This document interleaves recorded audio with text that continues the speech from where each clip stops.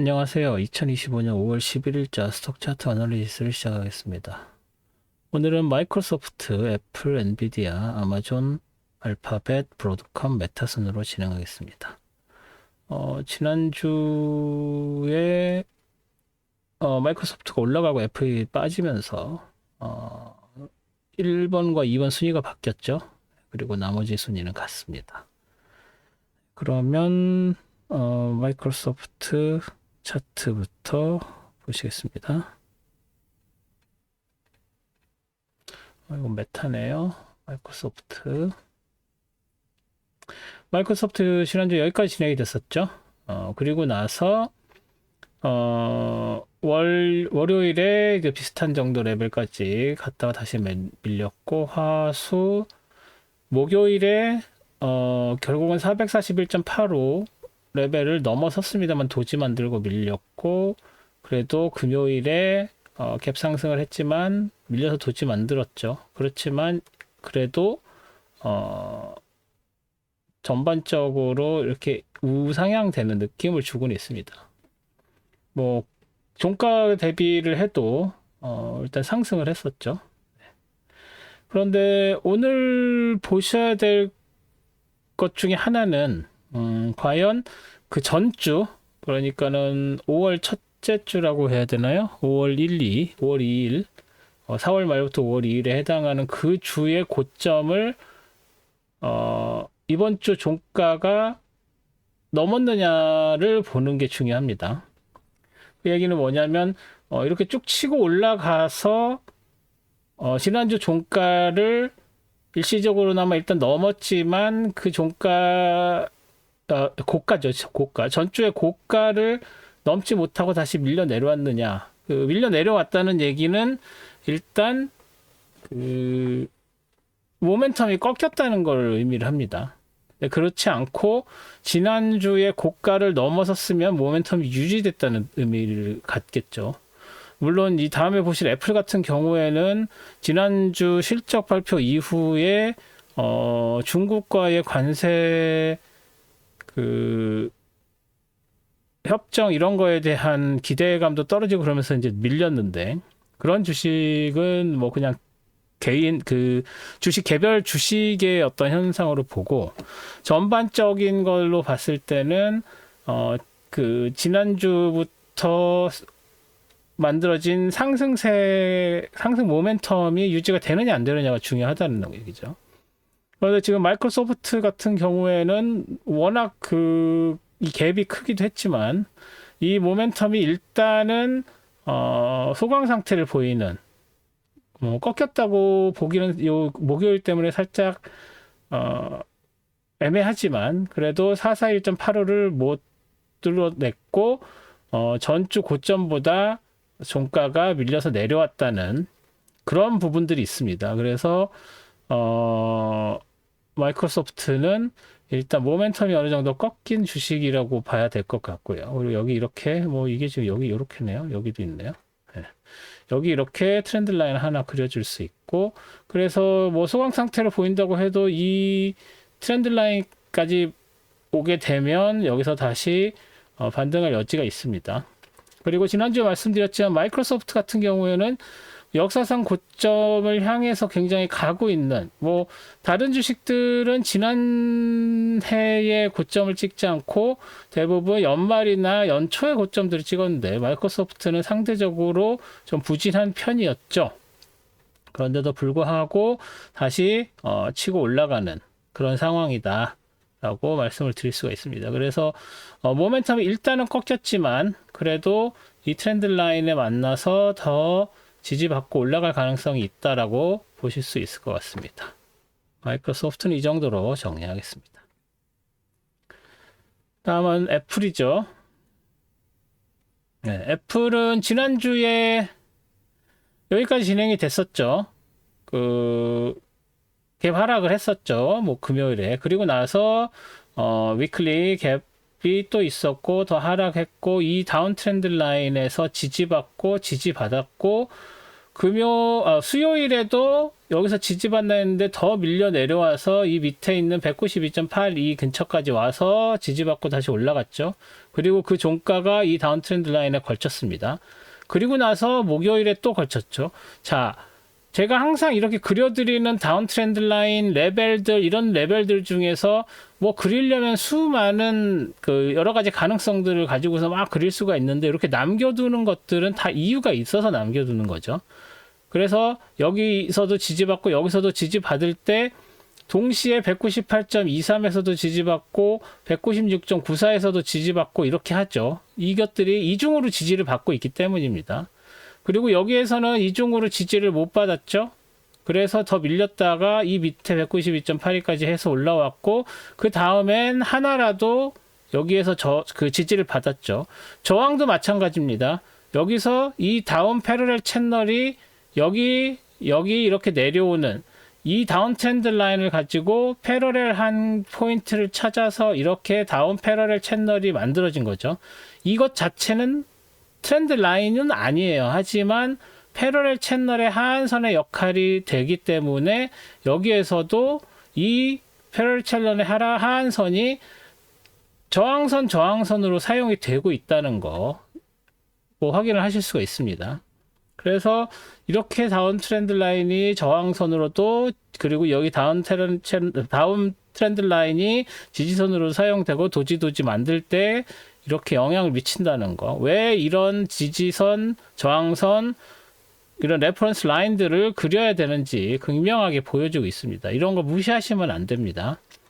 그리고 금요일도 도지 만들었죠. 그래서 결국은 다시 밀려 내려와서 애플 같은 경우에는 어디까지 4월 9일 고점보다도 밑으로 밀렸습니다. 이 얘기는 확실하게 애플은 아직 해결되지 않은, 특히 대중국 관세의 영향을 받고 있는 주식이라고밖에 볼 수가 없습니다.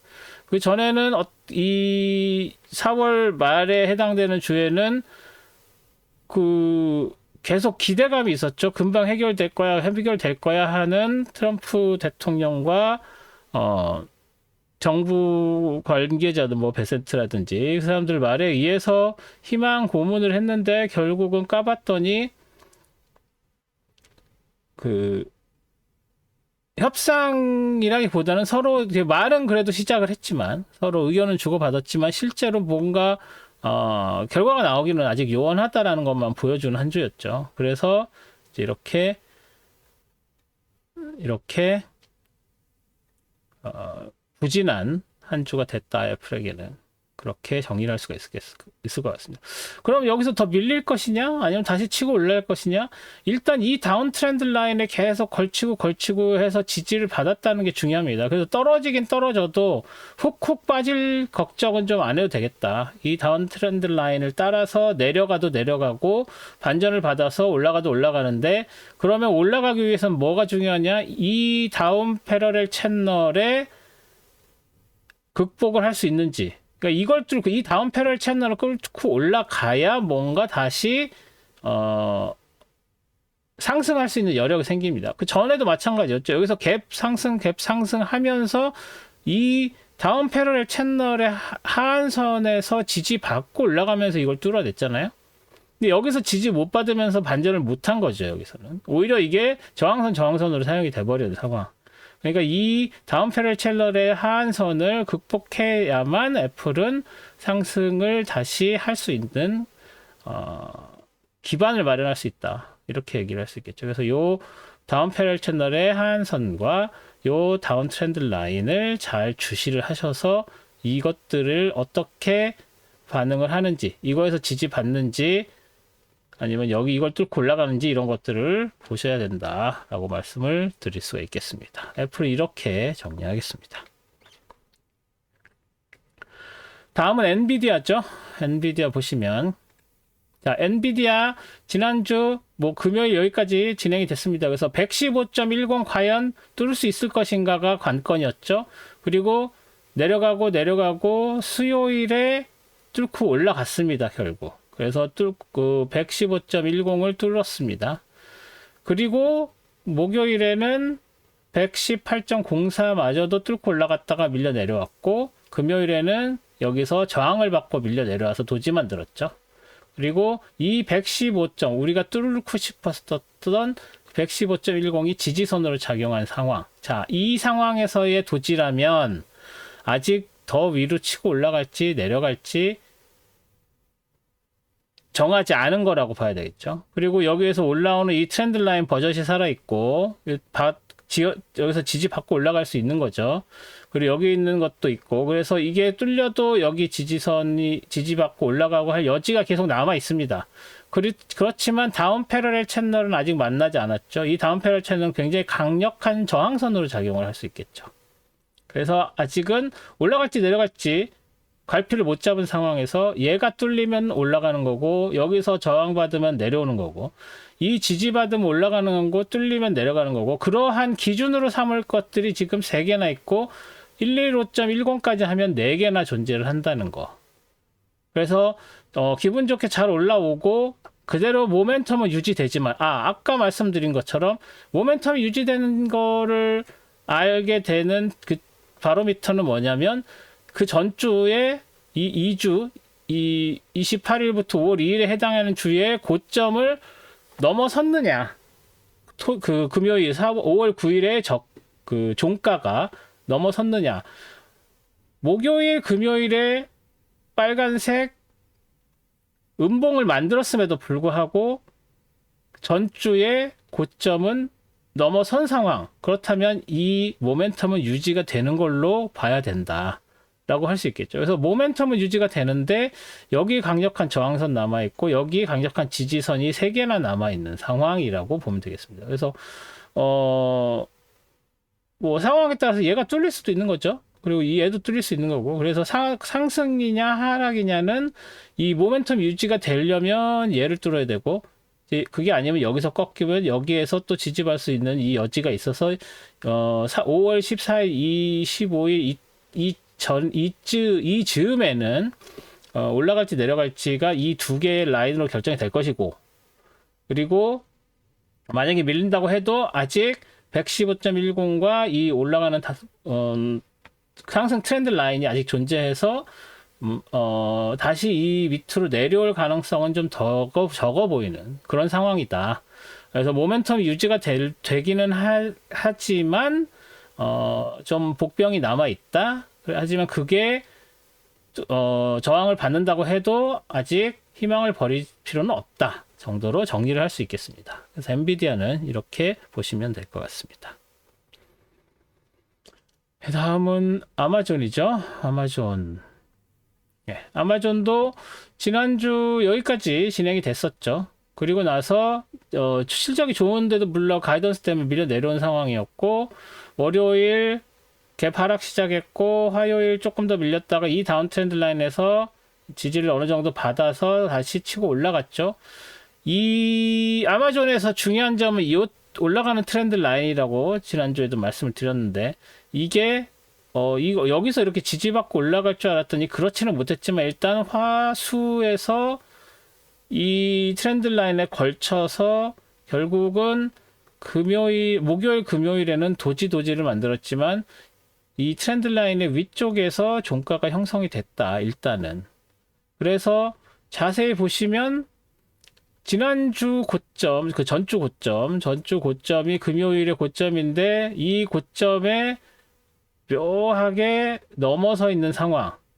그래서 보합으로 보기보다는 그래도 모멘텀이 어떻게 해서든지 다시 회복을 한 상황이라고 봐야 되겠죠, 아마존은.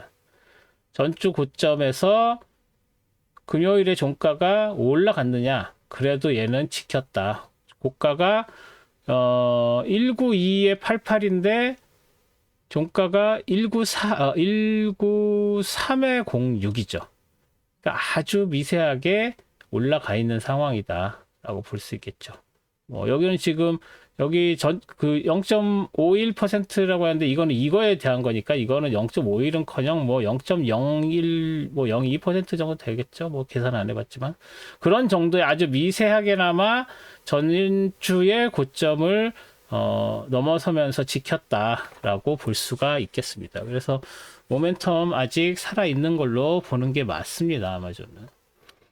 그러면 여기서 모멘텀이 살아있으면 올라갈 때 195.37 그렇게 강해 보이지 않습니다. 그리고 이 위에 올라가도 199.84도 뭐 그렇게 딱히 강해 보이는 그런 지지선, 저항선은 아니죠. 이 상황에서는. 그럼 이 트렌드 라인을 따라서 이렇게 올라가되 이 다운 트렌드 라인 만나서 뭐 이쯤까지는 갈 수 있는. 그래서 상승이 계속 된다고 해도, 모멘텀 유지된다고 해도 적어도 200 정도까지는 갈 가능성이 있다. 물론 바로 빠져서 내려와서 이 별거 아닌 것 같아 보이는 195.37 이런 데서 저항받아서 다시 내려올 가능성도 없는 건 아닙니다. 하지만 그러면 189.77 이런 데서 지지를 또 다시 받겠죠. 그리고 뭐 다시 내려온다고 해도 뭐 여기 이 정도 184.18, 183.36 이 정도. 그래서 여기가 하한선, 여기가 상한선 정도 되는 이 정도 좀 넓은 영역에서 아마존은 움직일 가능성이 있다라고 보는 게 타당할 것 같습니다. 그래서 상승 모멘텀이 겨우겨우 유지가 되는 주식으로 봐야 된다라고 말씀을 드릴 수가 있겠습니다. 아마존은 이 정도로 정리를 하겠습니다. 다음 알파벳이죠. 알파벳은 뭐 수요일에 많이 훅 빠졌죠. 뭐 이거에 대해서는 뭐 여러 가지 이야기들이 있으니까 찾아보시고요. 뭐 전반적인 큰 매크로 관련된 게 아닙니다. 그래서 이제 그 부분은 찾아보시고, 여기 테크만 얘기를 하자면 이 밑에 여기 그 상승 트렌드 라인에 지난주 여기까지 올라가서 이거를 넘을 수 있느냐 없느냐, 이 모멘텀이 유지가 되느냐를 얘기하고 있는데 수요일에 이렇게 훅 빠져버렸으니까, 그리고 나서 이 트렌드 라인에 걸쳤습니다. 그래서 밀리긴 했는데 이 수요일에 하한선까지 밀리지는 않을 것으로 보입니다. 일단은. 그렇지만 이 트렌드 라인 이게 여기선 그래도 목요일까지는 지지선을 했지만 금요일에는 저항선으로 사용이 됐죠. 그래서 이 크로스의 이 사이에서 장이 형성될 확률이 되게 높아졌죠. 뭐 이 상황에서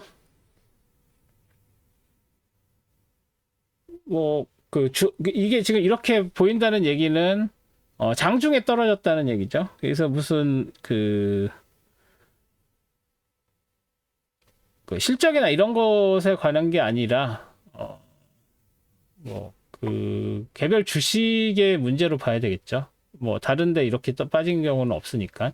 물론 수요일에 그 레이트 시전이 있는데 그거하고도 관계가 없어 보입니다. 그렇죠? 그래서 이 부분에 이렇게 한 번에 훅 빠져서 내려온 주식을 가지고서 어떤 태클을 얘기를 하는 게 조금 부족한 면이 있기는 합니다. 그래서 이 부분은 좀 아웃스탠딩 한 걸로 보셔야 될 것 같고요. 그래서 그럼에도 불구하고 이 다운 트렌드 라인에서 밀려 내려갔다가 다시 올라온 거, 이것은 149.60에서 지지받았다고 할 수도 없고 이 다운 패럴 채널에서도 지지받았다고 할 수는 없습니다. 그냥 내려온 거에 빠져서 내려온 거에 그냥 반대 매매 정도로 생각을 하시면 되고요. 그리고 나서 이 다음에 155.74가 저항선으로 작용이 됐다는 거고, 요 업트렌드 라인이 지지선으로 작용을 했지만 그 다음날 바로 이 아래쪽에서부터 장이 시작되면서 갭 하락으로 시작되면서, 뭐 갭은 작습니다만 갭 하락으로 시작되면서 더 다시 상승하려고 하다가 여기서 저항받고 밀려서 쭉 빠져서 내려간 걸로 보셔야 됩니다. 그래서 여기서는 뭐 다른 테크 이야기를 할 만한 게 없습니다. 그래서 이 두 개의 크로스된 이 사이에서 장이 형성될 확률이 높아졌다 정도로 알파벳은 정리하겠습니다. 뭐 더 드릴 말씀이 없습니다. 예. 다음은 브로드컴이죠. 자, 브로드컴 보시면, 브로드컴도 다시 보시면 여기까지 진행이 됐고 하락했다가 수요일에 엔비디아처럼 같이 하드웨어 주식, AI 하드웨어 주식, 그러니까 AI 소프트웨어 주식은 모멘텀 유지를 못했는데 AI의 하드웨어 주식은 모멘텀 유지를 했습니다. 물론 아마존은 그 AI하고 크게 관계가 없는 주식이기도 하지만요. 그래서 아마존은 논외로 하고 여기서는 우리가 보는 7개 중에서 브로드컴이랑 엔비디아가 같은 카테고리, 같은 섹터로 볼 수가 있겠습니다. 그래서 이게 했다가 금요일에 훅 치고 올라갔고 목요일에 고점 새로 만들고 내려왔죠. 자, 여기서도 보시면 금요일의 고점, 전주 금요일 고점이 전주의 고점이었고 그 고점을 넘어선 상태로 금요일 5월 9일 종가가 형성이 됐습니다. 그래서 모멘텀 유지가 뭐 그냥 봐도 모멘텀 유지가 되고 있죠. 물론 여기서 해서 빠져서 내려왔지만 다시 반등을 해서 목요일에 211.11에서 저항을 받았죠. 자, 여기서 이렇게 저항을 받고 그걸 극복을 못했다는 것도 사실은 중요합니다. 과연 얘를 뚫을 수 있을 것이냐가 이제 관건이 된다는 얘기인데 이 모멘텀만으로 봤을 때는 뚫을 확률이 굉장히 높아 보이죠. 네, 여기서 강하게 저항을 받았지만 한번 저항을 받았다고 바로 내려오는 경우들은 거의 없습니다. 그래서 한 2번, 3번 이제 트라이를 하겠죠. 그래서 그렇게 해도 뚫지를 못하면 이제 모멘텀이 약해졌다. 모멘텀이 약해지면서 다시 하락했다. 뭐 이런 거 볼 수 있겠죠. 이런 경우. 하나, 둘, 셋, 넷, 다섯, 6번까지 트라이 하다가 안 돼서 밀렸었던 거. 이런 거 같은 거죠. 그게 211.11, 현재 211.11 상황이다. 그래서 지금 뭐 한 번 트라이 하는데도 뚫지도 못한 정도. 그래서 이게 다시 뚫을 수 있을 것이냐는 두고 봐야 된다는 거죠. 그렇지만 여기까지 오는 과정에서는 이렇게 모멘텀이 유지가 됐다라고 볼 수가 있겠습니다. 그런 상황이고 그래서 다시 밀려 내려온다고 해도 여기 있는 지지선, 그래서 지난주에 말씀드린 이 두 개의 트렌드 라인 사이에서 지금 장이 벌어지고 있어서 이 사이에서 이렇게 올라가는 우자우자 하면서 올라가는 상황인데 강한 저항선을 일단 만났고 이 만난 저항선을 어떻게 뚫을 것인가. 여기도 마찬가지였죠. 이 빨간색 저항선을 하루 이틀 사흘 나흘 동안 뚫고 올라간 것이죠. 네, 그래서 여기서도 이렇게 뚫을 수 있을 것이냐. 그리고 그게 이 트렌드 라인을 넘어서서 하락으로 전환이 되는, 왜냐하면 이 트렌드 라인, 상승 트렌드 라인을 브레이크 하면은 하락 전환인 거죠. 그래서 그거 하기 전에 211.12를 뚫어야 계속 상승을 유지할 수 있는 거니까 그 부분이 키가 되겠다. 그래서 일단 월요일, 화요일에는 이 근처에서 장이 벌어질 확률이 높다고 봐야 되겠고요. 물론 이제 갭상승에서 여기서부터 시작하면 그냥 밀고 올라가는 건데 그런 것까지는 고려할 필요 없이 일단은 이 안에서 장이 형성될 확률이 높다라고 보는 게 타당해 보입니다. 그래서 이걸 뚫으면 올라가는 거고 못 뚫고 이거가 위에서 아래로 뚫리면 내려가는 거고 뭐 이렇게 되겠죠. 물론 이 내려온다고 해도 이 빨간색 트렌드 라인이 강한 지지선으로 작용을 하겠죠. 예, 그것도 잊으시면 안 됩니다. 그래서 그런 부분들이 있다. 그래서 브로드컴은 그 정도로 정리를 하겠습니다. 예, 그리고 마지막으로 메타네요. 메타 보시면, 자, 메타는, 지난주 고점이 여기죠? 그리고 금요일 고점이고, 월, 화, 수, 목, 다. 조금 전에 본 브로드컴 같은 경우에는, 내려와서도 수요일에 치고 올라갔었죠. 그리고 월요일이 하락, 화요일도 더 밑에 내려갔다가 그래도 반전하고 올라가고 했었는데 브로드컴은 이제 얘는 거꾸로죠. 그래도 월요일에 다시 공격을 해서 602.95를 뚫으려고 했는데 여기서 저항받았고 화요일날 밀려 내려와서 586.87에서 지지받았고 그 다음에 다시 갭상승해서 열심히 치고 그리고 나서 다시 밀렸죠. 여기서 지지받았네요. 먼저 지지받고 다시 반등해서 올라갔는데 여기서 또 다시 저항받고 내려왔고 그리고 나서 갭상승해서 더 힘을 내서 뚫고 올라가긴 했죠. 602.95를. 그래서 뚫고 올라가서 올라가나 보다 했는데 다시 밀려 내려온 상황. 그리고 나서 갭 하락, 갭 상승했죠. 다시 갭 상승을 해서 이번에야말로 뚫는구나, 602.9를 뚫는구나 했는데 올라가다 더 주저앉아서 더 밑으로 내려온, 결국은 602.95라는 게 전주의 고점이랑 거의 비슷하다. 그래서 전주의 고점을 트라이를 4번 했는데도 결국은 밀려 내려오면서 여기에서부터 시작됐었던 2주 정도의 모멘텀이 결국은 모멘텀을 잃은, 모멘텀을 상실한 상황이 되어 버렸습니다. 마이크로소프트랑 비슷한 맥락으로 이해를 할 수가 있겠죠. 갭이, 물론 마이크로소프트 갭은 훨씬 컸죠. 그래서 전주에 깜짝 실적을 보이면서 전전주에 있었던 모멘텀을 살리는가 싶었지만 이번 주에 그 모멘텀이 힘을 잃어버린 그런 상황이 되어버린 거죠. 그래서 그 바로미터 뭐였죠? 전주의 고점 아래로 금요일 종가가 형성이 되는데 얘는 많이 밀려서 내려오는 상황입니다. 하지만 희망을 버리면 안 되는 게 여기서 올라가는 이 트렌드 라인 그대로 존재를 하고 이거를 지지선으로 삼아서 다시 반등할 가능성이 없진 않습니다. 그래서 이 삼각형 602.95와 올라가는 트렌드 라인, 그리고 여기서도 지지를 받았으니까 586.87 지지, 이 두 개의 지지선과 하나의 저항선, 그렇지만 강력한 저항선. 그래서 요 사이에서 어떤 식으로 장이 펼쳐지면서 위를 뚫을 거냐 아래로 뚫릴 거냐를 보시면 다음 주 장이 어떻게 될지가 눈에 보이실 겁니다. 그래서 키포인트, 이 트렌드 라인 586.87, 602.95 이렇게 놓고 보시면 될 것 같습니다. 그래서 메타도 이 정도로 정리를 하겠습니다.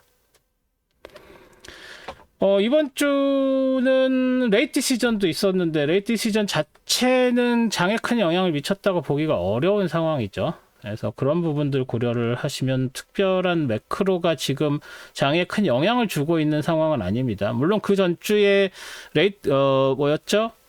그 논팜이 영향을 주긴 했었죠. 근데 그것 자체도 이제 서프라이즈였고, 그 논팜의 결과가 그 다음 주에 있었던 그 지난주 FOMC의 레이트 시전에 영향을 줄 수 있을 것 같아서 그렇게 된 거였는데, 어제 선물 차트 동영상에서도 말씀을 드렸지만 시장은 4번까지는 이제 바라지 않고 한 3번 정도 하락을 예상을 하고 있습니다. 그런데 파월 의장이 밝혔듯이 관세가 경제에 조금 안 좋은 영향을 미치면 그것마저도 딜레이가 될 수 있다. 다만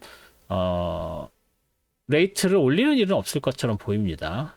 파월 의장의 말에 어떤 그 뉘앙스를 읽어보면. 그래서 딜레이는 있으되 올릴 생각은 없는 것처럼 말을 했죠. 그렇지만 지금 6월은 거의 그 동결로 가고 있습니다. 예.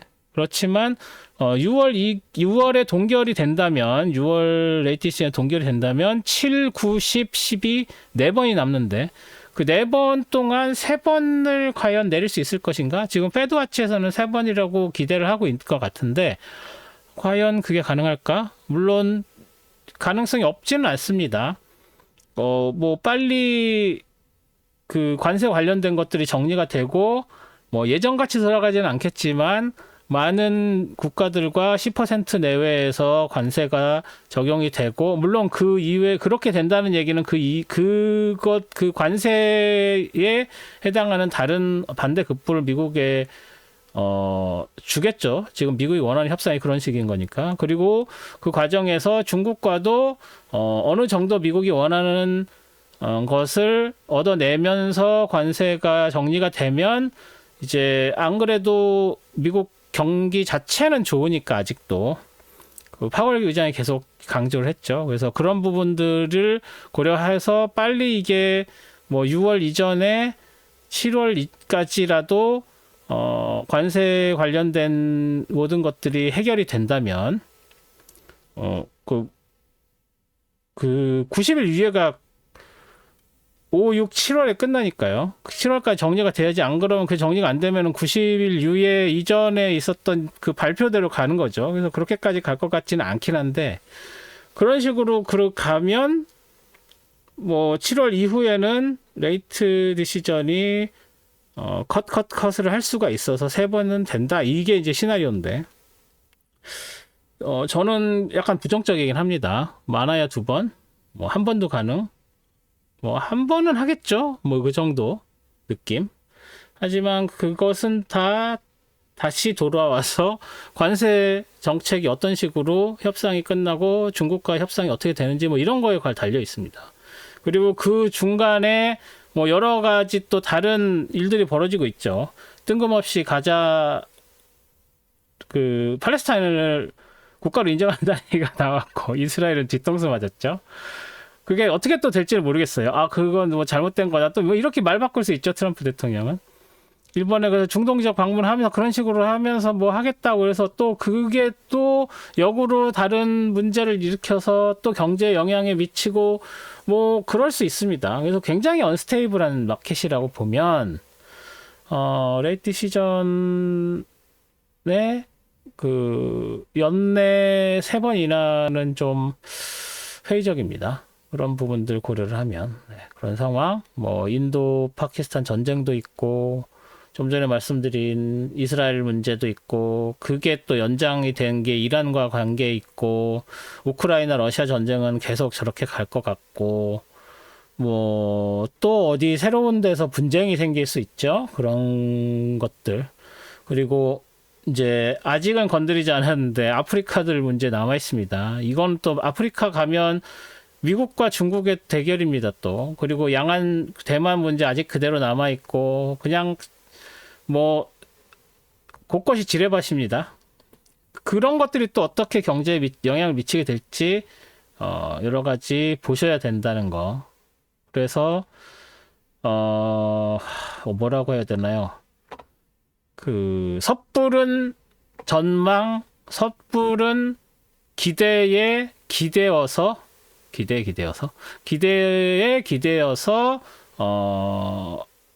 그 투자 결정을 내리지 마시라는 거. 인베스트먼트 디시전을 내리실 때 섣부른 판단과 섣부른 확신은 금물이다라는 말씀을 드립니다. 네, 그럼 오늘은 여기까지 하고 다음 주에 저는 선물 차트 분석으로 돌아오겠습니다. 오늘도 동영상 시청해주신 분들 너무 감사드리고 저는 다음 주에 뵙겠습니다. 고맙습니다.